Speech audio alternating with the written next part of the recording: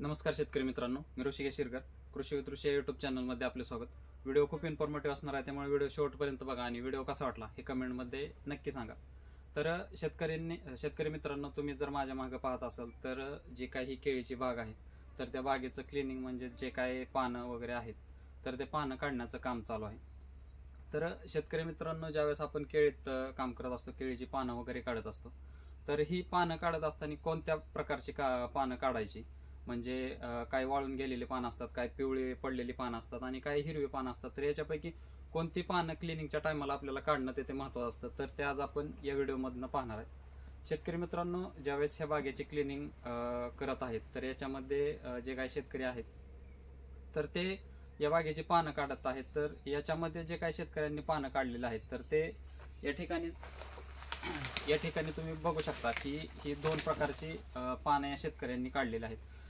शेतकरी मित्रांनो, जर म्हणजे माझ्या हिशोबाने जर बघितलं तर जे काय पिवळं पान आहे किंवा वाळलेले जे काय पान आहेत तर ते तुम्ही बागेतनं नक्कीच काढून टाका. पण शेतकरी मित्रांनो, जे काही तुमच्या बागेमध्ये अजून हिरवं पान राहिलेलं आहे किंवा जे काही एकदम हिरव्या पद्धतीने आपल्या बागेमध्ये जे काही पान आहेत तर ते शेतकरी मित्रांनो पानं काढण्यासाठी तुम्ही टाळा.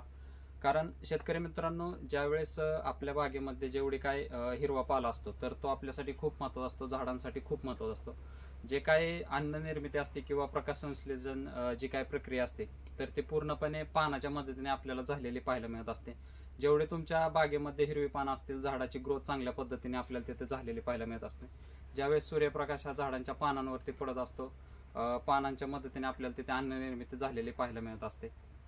पण ज्यावेळेस ही अन्न निर्मिती होत असते त्यावेळेस जे काय एक्सेसिव्ह म्हणजे झाडाला पुरवून जे काय अन्न झाडांमध्ये शिल्लक राहिलेलं असतं तर ते अन्न जे काय साठवण्याचं काम असतं तर ते पूर्णपणे जे काय आहे तर ते पानांमध्ये झालेलं पाहायला मिळत असतं. म्हणजेच ज्यावेळेस आपल्या मुळ्यांकडून असेल किंवा ज्यावेळेस न्यूट्रिएंटचा सप्लाय वगैरे होत नाही तर हे जे काय पानांमध्ये जे काय अन्नद्रव्य आपण झाडांनी साठवून ठेवलेलं आहे तर ते झाडाला देण्याचं काम हे पानं करत असतं. ज्यावेळेस ते पान पिचकून आपल्याला पिवळं पडलेलं पाहायला मिळतं किंवा पूर्णपणे करपून गेलेलं पाहायला मिळत असतं, त्यावेळेसच झाडातला जो काय पाला आहे तर तो आपल्याला कट करणं ते खूप फायद्याचं पडू शकतं.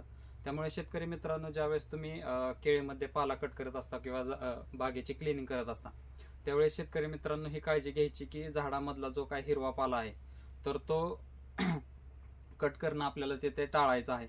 त्यामुळे आपल्याला जे काही उत्पन्न आहे तर तेही वाढण्यासाठी आपल्याला तिथे 100% मदत होणार आहे. आणि जो काय आपले घड असेल किंवा वेन असेल, वादे असेल, तेही चांगल्या पद्धतीने आपल्याला तिथे येताना आपल्याला तिथे पाहायला मिळत असते. त्यामुळे शेतकरी मित्रांनो, जेवढं होईल तेवढ्यात जो काही हिरवा पाला आहे तर तो आपल्याला तिथे काढणं टाळायचं आहे. शेतकरी मित्रांनो, व्हिडिओ कसा वाटला हे कमेंटमध्ये नक्की सांगा आणि जर व्हिडिओ आवडला असेल तर शेतकरी मित्रांपर्यंत नक्की शेअर करा. धन्यवाद.